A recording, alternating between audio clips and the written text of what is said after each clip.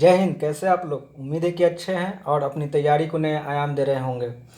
तो दोस्तों, मैं आपका फिर से स्वागत करता हूं आपके चैनल RSJ एजुकेशन 91 में। तो दोस्तों, घड़ी में 10 बज गए हैं और आप लोग को पता है कि 10 बजे हम लोग मिलते हैं ऑल एग्जामिनेशन प्रैक्टिस सेट के लिए, जो कि सारे एग्ज़ाम के लिए इम्पॉर्टेंट है। और दोस्तों, आपको मैं इन्फॉर्मेशन दे दूँ कि क्लास का जो टाइमिंग है एज़ यूजुअल है। 6 बजे हमारा करेंट चलता है। 10 बजे अभी आपका जो है कि ऑल एग्जामिनेशन प्रैक्टिस सेट चल रहा है। 12 बजे आपका हिस्ट्री का बैच चल रहा है, जो वो भी मॉडर्न हिस्ट्री का। और 2 बजे आपका एसआई का बैच चल रहा है। तो दोस्तों, आप लोग एसआई का भी बैच ज्वाइन कर लीजिए, क्योंकि उससे आप लोग ज़्यादा से ज़्यादा जो है कि लाभ प्राप्त कर सकते हैं आगामी एग्ज़ाम के लिए। और जो लोग हमारे दोस्त जो है कि इस चैनल पे अभी नए विजिट किए हैं, तो उनको मैं सलाह दूंगा कि आप इस चैनल को सब्सक्राइब कर लें और बेल आइकन घंटी को दबा दें, ताकि आने वाला किसी भी प्रकार का कोई भी नोटिफिकेशन हो तो आपके पास सबसे पहले पहुंचे। और आप इस क्लास को ज्वाइन कीजिए। आपको क्लास करने के बाद बहुत अच्छा लगेगा, ये मैं आपको आश्वासन देता हूं। तो चलिए दोस्तों, ज़्यादा बात ना करते हुए सीधा हम लोग क्वेश्चन की ओर मूव करते हैं। हमारा पहला क्वेश्चन इस प्रकार है। एंजाइम मूलतः क्या है? ये वसा है, ये शर्करा है, ये प्रोटीन है, या ये विटामिन है? तो हमारा सही आंसर क्या हो जाएगा? चलिए, हमारा सही आंसर हो जाएगा प्रोटीन। ये प्रोटीन है। जो एंजाइम होते हैं ये प्रोटीन होते हैं, और प्रोटीन का निर्माण जो है कि एमिनो अम्ल के द्वारा प्रोटीन का निर्माण होता है। और मतलब एमिनो अम्ल के द्वारा जो है कि प्रोटीन का निर्माण होता है, अर्थात एमिनो अम्ल के संश्लेषण से, सीक्रेशन से प्रोटीन का निर्माण होता है। फैट को हम लोग वसा कहते हैं, शर्करा को कार्बोहाइड्रेट कहते हैं, और विटामिन विटामिन हो गया, और प्रोटीन प्रोटीन होता है। चलिए, सेकेंड नंबर क्वेश्चन क्या कह रहा है। निम्नलिखित में से किसी एक की उत्पत्ति यकृत का कार्य है। यकृत का मतलब ये दोस्तों लीवर होता है।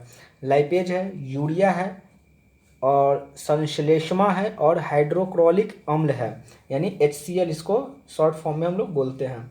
तो इसका सही आंसर, चलिए इसका सही आंसर की मैं बात करूं तो हमारे पास आंसर आ गया है option number B, urea.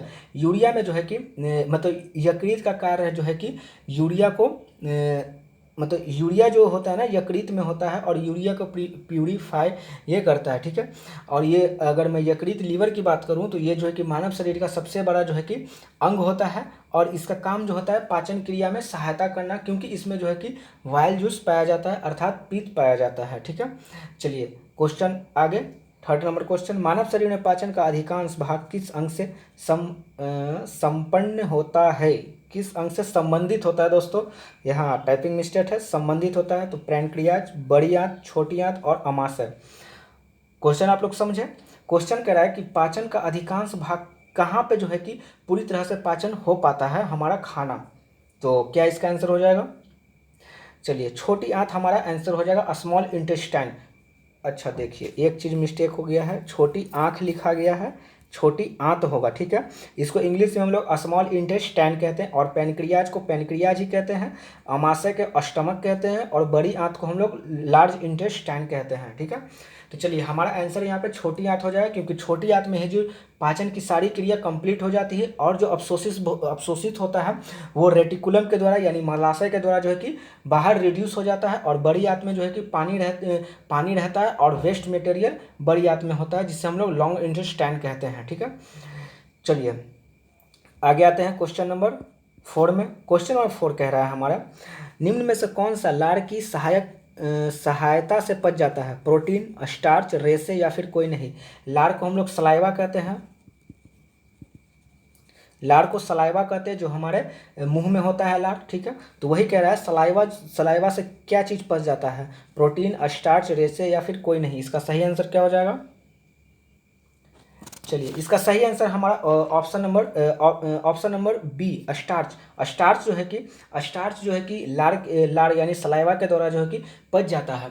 Starch हम लोग उसे कहते हैं जो मोटे प्रकार के भोजन होते हैं, जैसे कि चना आप लोग खाते हैं तो चना का ऊपर वाला जो छिलका होता है वो स्टार्च होता है। गेहूँ खाते हैं तो गेहूँ में जो वो क्या बोलते हैं आपका, गेहूँ में क्या होता है, गेहूँ में एक चीज़ मिलता है ना भाई, क्या होता है वो, चोकर चोकर चोकर जो होते हैं वो सब स्टार्च होते हैं, ठीक है। और स्टार्च जो है कि हम लोग कम पचा पाते हैं, लेकिन यही स्टार्च जो है कि पालतू जानवर या फिर कोई भी जानवर जो है कि ज़्यादा से ज़्यादा पचा सकते हैं, ठीक है। जैसे पेड़ पौधे में पूरा स्टार्च पाया जाता है, तो उसे उसे आराम से जो है कि जानवर, हाथी तो पूरा पेड़े में उखाड़ के खा जाता है, तो वो सब स्टार्च ज़्यादा पचा पाते हैं, लेकिन हम लोग स्टार्च कम पचा पाते हैं, ठीक है। ऐसे आप लोग कभी देखे होंगे कि अगर ज़्यादा जो है कि वो चना वगैरह खा लिया जाए, ज़्यादा जो है कि चोकर वाला आटा खा लिया जाए, तो हमारा पेट गड़बड़ा जाता है, क्योंकि हम लोग स्टार्च नहीं पचा पाते हैं, ठीक है। स्टार्च जो है कि हम लोग कम मात्रा में पचा पाते हैं, ऐसा नहीं कि पचा नहीं पाते, कम मात्रा में पचा पाते हैं, ठीक है। और जो जानवर वगैरह होते हैं वो स्टार्च पूरी तरह से पचा पाते हैं, और स्टार्च से भी जो है कि हम लोग को एनर्जी प्रदान होता है। ऐसा नहीं कि स्टार्च वेस्ट मटेरियल है हमारे लिए, स्टार्च से भी हम लोग को जो है कि एनर्जी प्रदान होता है, ठीक है। नेक्स्ट क्वेश्चन क्या कह रहा है, यकृत एवं मांसपेशी में ऊर्जा जमा होती है। यकृत मैंने लीवर बताया, और मांसपेशी को मसल्स कहते हैं, ठीक है। कार्बोहाइड्रेट के रूप में, वसा के रूप में मतलब फैट के रूप में, प्रोटीन के रूप में, या फिर ग्लाइकोजन के रूप में। तो इसका सही आंसर क्या हो जाएगा? चलिए, इसका सही आंसर हमारा ऑप्शन नंबर डी हो जाएगा, ग्लाइकोजन के रूप में जो है कि यकृत और मांसपेशियों में जो है कि ऊर्जा जमा होती है, ठीक है। ग्लाइकोजन कहने का तात्पर्य मेरा ये चीज़ से है, जो ग्लूकोज जो है कि ग्लूकोज जब ऊर्जा में कन्वर्ट होता है तो वो ग्लाइकोजन के रूप में जो है कि जमा हो जाता है। ग्लूकोज अर्थात, जैसे आप लोग कभी देखे होंगे कि किसी को फिट लगता है या फिर किसी को चक्कर आने लगता है, तो उसको ग्लूकोज पिलाया जाता है। क्यों ग्लूकोज क्यों पिलाया? क्योंकि वो आसानी से जो है कि डाइजेस्ट हो जाता है, पेट को जो है कि कुछ करने का जरूरत नहीं है, वो आसानी से डाइजेस्ट हो जाता है, इसीलिए जो है कि ग्लूकोज चाहिए जाता है। आप लोग देखे होंगे हॉस्पिटल में भी किसी को भी सलाइन चढ़ाया है, तो सलाइन में क्या होता है, ग्लूकोज होता है, क्योंकि वो आसानी से पच जाता है। आप लोग देखे भी, ये भी देखे होंगे कि बहुत दिन तक जो है कि आदमी पानी पे ही जीवित रहता है, अर्थात उसको ग्लूकोज चढ़ाया जाता है, ठीक है। बिना खाना के भी वो जीवित रहता है। क्यों? क्योंकि उसको एनर्जी जो है कि ग्लूकोज से मिल गया। ग्लूकोज जो है कि ग्लाइकोजन बना रहा है, जो कि हमारी मांसपेशी और यकृत में जमा होता है, जिससे हमें ऊर्जा प्रदान होता है, ठीक है। क्लियर? चलिए 6 नंबर क्वेश्चन में हम लोग आते हैं। निम्नलिखित अंगों में पित्त संचय किस में होता है? पित्त मैंने मतलब आपको बताया था क्या, पित्त का मतलब होता है ये ब्लडर, गोल ब्लडर तो हो गया पित्ताशय, और उसमें होता है पित्त, यानी बाइल बोलते हैं, ठीक है। बाइल, पित्त को हम लोग क्या बोलते हैं? बाइल। चलिए ठीक है, तो यही क्वेश्चन कह रहा है कि ये कहाँ जमा होता है, तो प्लीहा में, अग्न्याशय में। प्लीहा का होता है स्प्लीन, और अग्न्याशय मतलब होता है आपका पैनक्रियाज, ठीक है। अच्छा, अपेंडिक्स या फिर पित्ताशय मतलब मैंने आपको बताया गोल ब्लैडर, और अपेंडिक्स जो होता है ये हमारे शरीर का जो है कि ये अनयूज ऑर्गन है, ठीक है। इसका कोई यूज हमारे शरीर में है, लेकिन जानवरों के शरीर में इसका बहुत यूज है, ठीक है। जानवरों के शरीर में अपेंडिक्स का बहुत यूज है, और हमारे शरीर में जो है कि इसका कोई यूज नहीं है। ये जो है कि अनयूजबल ऑर्गन है, इसलिए आप लोग कभी देखता हूँ किसी का अगर स्टोन वगैरह हो जाता है, तो जब ऑपरेशन से किया जाता है तो डॉक्टर पूछता है कि क्या इसे अपेंडिक्स को हटा दें, तो वो हटा ही देता है जनरली। वो केवल फॉर्मेलिटी के लिए आपसे पूछता है कि भाई आपका मरीज है, आप अगर हाँ बोलिएगा तभी, नहीं तो फिर उसके ऊपर भी रिस्क आ जाएगा।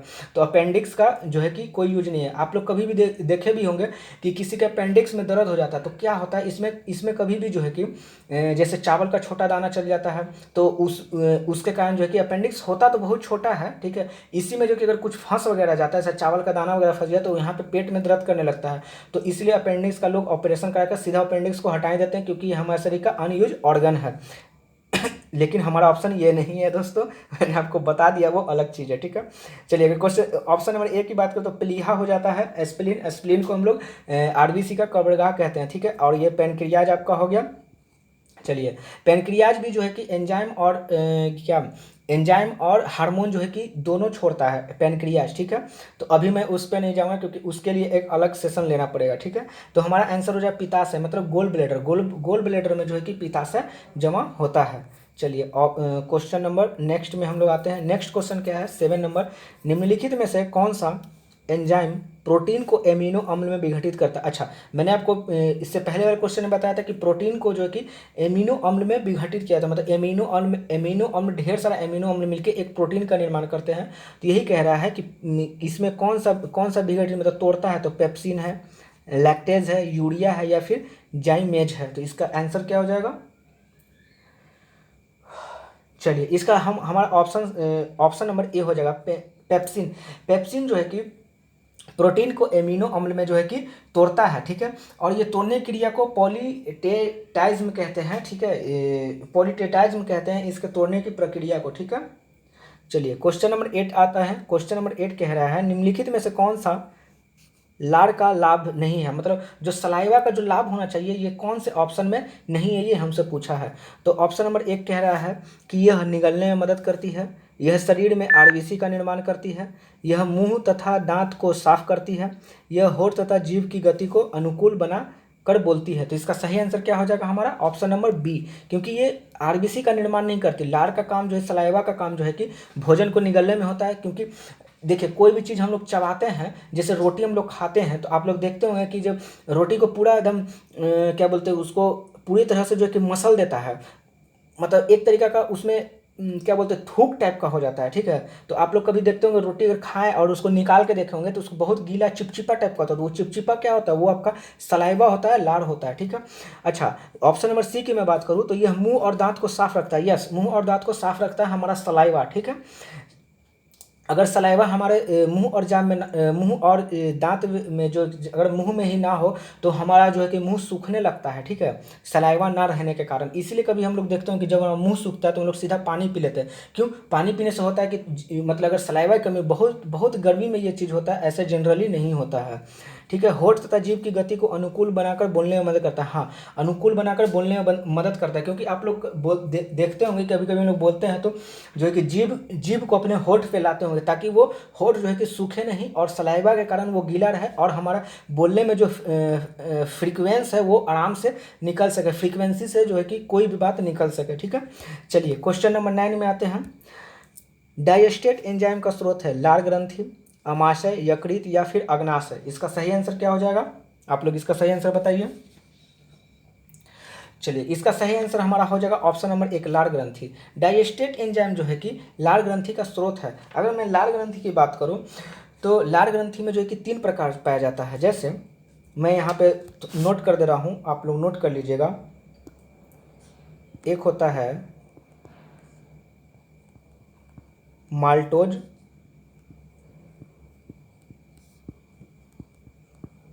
डेक्सटोज और डाइस्टेज, ठीक है। ये 3 प्रकार के जो है कि सलाइवा हमारे जो है कि लार में पाया जाता है, ठीक है। और ये एक तरीका का एंजाइम होता है, ठीक है। तो क्वेश्चन क्या कह रहा था? हाँ, तो डाइजेस्टेट एंजाइम का स्रोत क्या है? तो लार ग्रंथि। चलिए नेक्स्ट, भोजन पदार्थ का छोटे तरल पदार्थों में टूटना क्या कहलाता है? अवशोषण, अंतग्रहण, पाचन या फिर स्वांगीकरण। चलिए इसका सही आंसर हमारा क्या हो जाएगा? चलिए सही आंसर हमारा ऑप्शन नंबर बी सी हो जाएगा, पाचन। मतलब भोजन के छोटे छोटे तरल पदार्थों को टूटने का क्या कहलाता है? पाचन। जब भोजन हम करते हैं तो वो छोटे छोटे टूट कर क्या होता है? पाचन ही ना होता है कि कुछ और होता है, अंदर में जाके कुछ और हो जाएगा। अरे भैया, अंदर में जाके पचेगा। और जो है कि पेट नहीं पचा पाएगा, जो हमारे अंदर में गैस्ट्रिक जूस होते हैं, एंजाइम होते हैं, बाइल होते हैं, ये सब जो अपशिष्ट पदार्थ को नहीं पचा पाते हैं वो रेटिकुलम के द्वारा जो है कि बाहर स्टूल के द्वारा निकल जाते हैं। रेटिकुलम के द्वारा स्टूल निकलते हैं, ठीक है। आप लोग इसे ध्यान रखिएगा। तो क्या होते हैं? तो छोटे छोटे तरल पदार्थ जो है कि वो उसको पाचन करते हैं। क्लियर? क्वेश्चन नंबर हम लोग 11 में आते हैं। मानव शरीर में ट्रिप्सिन का क्या उपयोग है? ठीक है, ट्रिप्सिन का क्या उपयोग है मानव शरीर में? तो ऑप्शन क्या है? प्रोटीन को तोड़ना, कार्बोहाइड्रेट को तोड़ना, लाइपेज को तोड़ना या अच्छा स्टार्च को तोड़ना, ठीक है। तो इसका उपयोग आप लोग बताइएगा। चलिए अच्छा, तो इसमें इसका उपयोग की मैं बात करूं तो इसका उपयोग है प्रोटीन को तोड़ना, ठीक है। तो ट्रिप्सिन का काम जो है प्रोटीन को तोड़ना होता है। अब ये ट्रिप्सिन कहाँ पाया जाता है? तो ये ट्रिप्सिन को जो है कि आपका पेनक्रियाज में पाया जाता है। पेनक्रियाज को मैंने आपको बताया कि पेनक्रियाज को हम लोग बोलते हैं क्या? पेनक्रियाज को क्या बोलते हैं? अग्नाशय।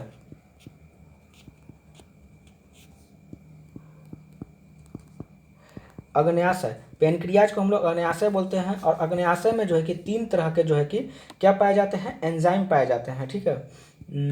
तो ये आप नोट कर लीजिएगा। देखिए यहाँ पे लिखा ठीक से है नहीं रहा, ठीक है, इसलिए आप लोग नोट कर लीजिएगा, मैं बोल देता हूँ। पहला माल्टोज, दूसरा डेक्सटोज और तीसरा डायस्टेज, ठीक है, जो कि मैंने पिछले वाले, अच्छा sorry sorry sorry sorry sorry, ये मैंने वो लाड वाला बता दिया भाई, सॉरी सॉरी सॉरी सॉरी, ये नहीं होगा। पहला आप लोग नोट कीजिएगा ट्रिप्सिन, दूसरा एमाइलेज और तीसरा लाइपेज। जो ट्रिप्सिन है वो प्रोटीन को पचाता है, ट्रिप्सिन प्रोटीन को पचाएगा, ठीक है। स्टार्च को पचाने के लिए एमाइलेज आएगा, और अगर किसको पचाना है, जो कि पीत वगैरह को जो द्वारा पचाया जाता है, उसको हम लोग जैसे कि फैट वगैरह को पचाना है तो लाइपेज आएगा, ठीक है। फैट को पचाने के लिए क्या आएगा, लाइपेज आएगा, ठीक है। और ये जो है कि पेनक्रियाज में ये तीनों चीज़ पाया जाता है, ठीक है। जब बायोलॉजी का क्लास स्टार्ट होगा तो आपको बहुत ही बेहतरीन ढंग से मैं पढ़ाऊँगा, इतना मज़ा आएगा आपको पढ़ने में कि जिसका कोई हद नहीं है, ठीक है, बहुत मज़ा आएगा आपको पढ़ने में। चलिए, आपको अगर पढ़ाई में मन भी नहीं लग रहा होगा ना तो आपको पूरा मन लगेगा, क्योंकि बायोलॉजी इस ढंग से मैं पढ़ाऊंगा, ठीक है। और हिस्ट्री में तो आपको मन लग ही रहा होगा, क्योंकि आपको ऐसा ऐसा फैक्ट मिल रहा होगा देखने कि आपको कोई भी बुक में जो है कि उम्मीद है कि नहीं मिला होगा, जहाँ तक आप लोग पढ़े होंगे, ठीक है। चलिए, क्वेश्चन नंबर 12 की मैं बात करूँ तो छोटी आंत के निम्न भाग में क्या कहते हैं, छोटी आंत के निम्न भाग को क्या कहते हैं? पकाशय, जेजुजम, इलियम या फिर यकृत। अच्छा, पकाशय को हम लोग डेडुडम बोलते हैं, जेजियम को जेजियम ही बोलते हैं, इलियम को इलियम ही बोलते हैं, और यकृत को लीवर बोलते हैं। तो हमारा क्वेश्चन है छोटी आंत के अंतिम भाग को क्या कहते हैं? तो चलिए आप लोग बताइएगा। हाँ, तो इसका सही आंसर हमारा ऑप्शन नंबर क्या हो जाएगा, सी हो जाएगा। छोटी आंत के जो है कि अंतिम भाग को हम लोग इलियम कहते हैं, ठीक है। चलिए, क्वेश्चन नंबर 13 में हम लोग आते हैं। क्वेश्चन नंबर 13 क्या कह रहा है? भोजन का अवशोषण कौन करता है? सीकम, कोलेन, रेक्टम या फिर विलाई? तो चलिए, इसका सही आंसर हो जाएगा आपका डी, बिलाई इसका सही आंसर हो जाएगा, ठीक है। भोजन का जो अवशोषण का काम जो है कि बिलाई का है, ठीक है, जिसको कि हम लोग विल्ली भी बोलते हैं, ठीक है। क्या बोलते हैं? बिल्ली बोलते हैं। ये उंगली नुमा संरचना होती है जो कि रेक्टम के लास्ट में होता है और बड़ी आंत के शुरू होने से पहले होता है। अगर हम ऐसे अगर एक डायग्राम बनाओ तो इस तरह से अगर आपका स्टमक है, ठीक है, इस तरह से आपका अगर स्टमक है तो जो है कि अगर मैं यहाँ से फिर से आपका ये बड़ी आंत अगर यहाँ से शुरू होता है, बड़ी आंत अगर यहाँ से शुरू होता है तो यहाँ जो है कि उंगली नुमा संरचना होती है जिसे कि विली कहते हैं, ठीक है। और यहीं पे जो है कि सारे जगह से पच के जो भोजन आता है यहीं पे अवशोषित होता है, और यहीं पे अवशोषित होने के बाद हमारे ब्लड में जो है कि जाता है, और बाकी जो अवशोषित नहीं होता है वो यहाँ पे आपका बड़ा आंत में यानी लार्ज इंटेस्टाइन में जाते हुए फिर बाहर रेक्टम के द्वारा बाहर निकल जाता है, ठीक है। चलिए, डायग्राम सही नहीं बना है मुझे पता है, लेकिन आप लोग इसे समझने का कोशिश कीजिएगा, ठीक है। इतना बस समझिए कि ये जो भोजन अवशोषण करता है ये वेली करता है, ठीक है। इसका नाम होता है विलाई, हिंदी में बिलाई बोलते हैं, इंग्लिश में वेली बोलते हैं। और रेक्टम का काम जो है कि स्टूल को जो है कि डिस्ट्रॉय करना होता है, ठीक है। जो हमारा वेस्ट पार्ट होता है उसको डिस्ट्रॉय करना होता है रेक्टम का काम, ठीक है। चलिए, भोजन का पाचन कहाँ से प्रारंभ होता है? ग्रास नली, मुख, छोटी आंत या फिर अमाशय? इसका सही आंसर क्या हो जाएगा? चलिए, इसका सही आंसर हमारा हो जाएगा मुख, मतलब माउथ से ही हमारा भोजन का पाचन शुरू होता है। कोई अगर आपको बोलता है कि नहीं भोजन का पाचन जो है कि स्टमक से होता है तो वो गलत बोलता है, हमारा भोजन का पाचन मुख से होता है। क्योंकि मैंने आपको पहले बताया कि लार जो है कि भोजन को पहले तो पूरा उसको निचोड़ निचोड़ के एकदम उसको एकदम क्या बना देगा, चिपचिपा बना देगा, ताकि वो आसानी से जो है कि गला से नीचे उतर सके। तो भोजन का प्रारंभ जो है कि पचने का प्रारंभ जो कि मुख से ही होता है, ठीक है। और लास्ट कहाँ हो जाता है? तो विली तक आके जो है कि लास्ट हो जाता है, ठीक है। अर्थात हम कह सकते हैं कि भोजन का पाचन जो है कि मुंह से ही स्टार्ट हो जाता है, ठीक है, लार के द्वारा, मतलब सलाइवा के द्वारा। चलिए, नेक्स्ट क्वेश्चन है हमारा, अमाशय के किस भाग में पाचन क्रिया नहीं होती है? ठीक है, अमाशय के मतलब स्टमक के किस भाग में पाचन क्रिया अर्थात डाइजेस्टिव सिस्टम की क्रिया नहीं होती? तो ग्रहणी, जेजुनम, इलियम या फिर कोई नहीं? इसका सही आंसर क्या हो जाएगा? चलिए, इसका सही आंसर हमारा हो जाएगा जेजुनम। जेजुनम में जो है कि किसी भी प्रकार की पाचन की क्रिया नहीं होती है, ठीक है। अगर मैं स्टमक की बात करूं तो थोड़ा सा मैं आपको समझाने की कोशिश कर रहा हूं, एक डायग्राम लेता हूं, ठीक है। चलिए देखिए, ये मैंने अगर स्टमक बनाया है, ठीक है ना। तो ये स्टमक बनाया है, तो ये आप ये चीज़ गौर कीजिएगा, स्टमक को 3 पार्ट में बांटा गया है। पहले वाले पार्ट को हम लोग बोलते हैं डेडुनम, दूसरे वाले पार्ट को जेजुनम बोलते हैं, और तीसरे वाले पार्ट को इलियम बोलते हैं। तो यहाँ जो बीच वाला पार्ट है जेजुनम, तो इसमें जो है कि किसी भी प्रकार के पाचन की क्रिया नहीं होती है, ठीक है। इसमें क्या होता है कि भोजन को जो है कि 4 घंटे तक रख के पूरा एकदम ठूस ठास के इसको जो है कि पूरा तरह से लिक्विड फॉर्म में बनाया जाता है भोजन को, ठीक है। कहाँ? तो आपका जेजुनम वाले पार्ट में, ठीक है, जो कि स्टमक के बीच में होता है। अर्थात हम कह सकते हैं डेडुनम और इलियम के बीच में जेजुनम होता है, जहाँ पे भोजन को 4 घंटे जो है कि वहाँ भोजन रहता है। इसलिए आपके डॉक्टर भी कहते हैं कि अगर आप कोई भी चीज़ खाए हैं तो आप 4-5 घंटे के बाद आप कुछ भी खा सकते हैं, क्योंकि 4 घंटे तो आपका यहाँ पे जेजुनम में ही भोजन रहता है, ठीक है। तो आप अगर ऊपर से और भोजन दीजिएगा तो ये ठीक तरह से जो है इसको मिक्स नहीं कर पाएगा। जैसे मिक्सर में कैसे कोई भी चीज़ को मिक्स करते, तो समझ लीजिए ये जेजुनम जो है कि हमारा मिक्सर है। यहाँ पे भोजन को पूरा उलट पुलट के जो कि पूरा तरह से चूर उड़ किया जाता है, ताकि ये भोजन आसानी से जो है कि यहाँ पे जाए, इलियम में जाए और आसानी से जो है कि पच जाए, ठीक है। तो इसीलिए डॉक्टर मना करते हैं कि 4 घंटे के बाद ही कुछ खाइए, उससे पहले नहीं, क्योंकि अगर उससे पहले कुछ खाइएगा तो यहाँ पे ठीक से काम नहीं होगा, और यहाँ पे जो है कि ठीक से काम नहीं होगा तो क्या हो जाएगा कि भोजन आपका पचेगा नहीं, और नहीं पचेगा तो आपको तरह तरह की जो है कि परेशानियों का सामना करना पड़ सकता है, जैसे कि लूज मोशन हो सकता है, तो उसमें फिर परेशान, ठीक है। तो बहुत सारे परेशानियाँ हैं। तो दोस्तों यहाँ पे हम लोगों ने 50 क्वेश्चन का जो हमारा सीरीज़ था उसे हम लोग ने कंप्लीट किया, और ये जो है कि आपका चैप्टर वाइज में जो है कि डाइजेस्टिव सिस्टम का टोटल क्वेश्चन था, जितना मुझे इंपॉर्टेंट लगा, जो आगामी एग्जाम में पूछेगा, या तो फिर इसमें से बहुत क्वेश्चंस भी जो है प्रीवियस ईयर भी क्वेश्चंस मैंने डाला है। तो आप ये ना समझे कि ये बस एक मजाक है, ये क्वेश्चन एग्जाम में आते हैं और ऐसे ही क्वेश्चन आते हैं, ठीक है। अगर मैं रेलवे, एसएससी या फिर ग्रुप डी ये सब फलना ढिकाना की बात करूँ तो इनफैक्ट बीपीएससी में भी इसमें से एक आध क्वेश्चन आए हुए हैं, ठीक है, वो मैंने डाल दिया है, ठीक है। तो आप इसे प्लीज़ मजाक में ना लें, क्योंकि ये इंपॉर्टेंट क्वेश्चन होते हैं जो भी मैं लाता हूँ। तो आई होप आपको ये सीरीज़ अच्छा लगा हो। सीरीज़ अच्छा लगा है तो आप लाइक कीजिए, सब्सक्राइब कीजिए, कमेंट कीजिए, और फिर इसको अपने दोस्तों में शेयर कीजिए, ताकि जो है कि अनेक लोगों को भी इसका फ़ायदा हो सके। तो चलिए दोस्तों, इसी बात के साथ मैं अपने शब्दों को विराम देता हूँ। ओके, धन्यवाद, जय हिंद।